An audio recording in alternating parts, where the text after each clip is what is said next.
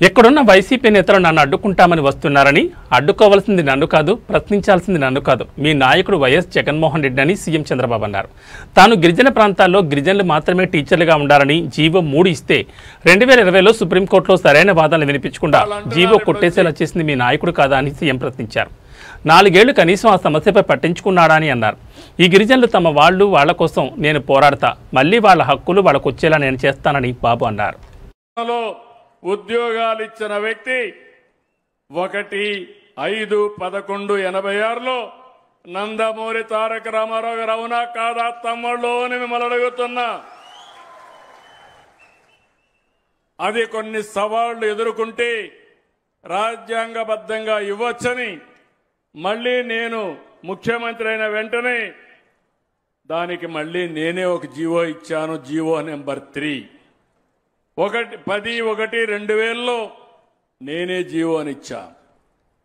ఆ జీవోని పోగొట్టింది వీళ్ళు 22 ఏప్రిల్ 2020. ఇప్పుడు మళ్ళీ 5 ఏళ్లు పట్టించుకోవాలా. 2020 అంటే ఎలక్షన్ జరిగింది 2024. అవునా కాదా? ఎవరి తప్పని నేను అడుగుతున్నా. ఎవరి తప్పు? వైసీపీ తప్పై చేతులపై ఎత్తండి.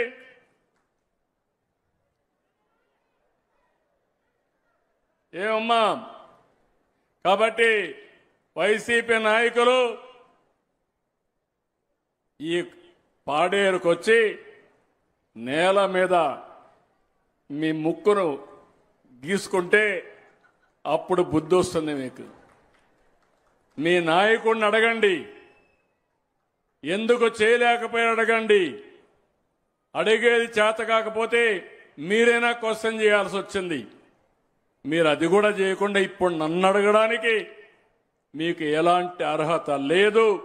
కానీ ఒకటే చెప్తున్నా, ఈ గిరిజన ప్రాంతం నా సొంతం, ఈ గిరిజనులు నా వాళ్ళు, ఈ గిరిజనులకు అన్యాయం జరగడానికి వీలు లేదు. మీతో నేనుంటా.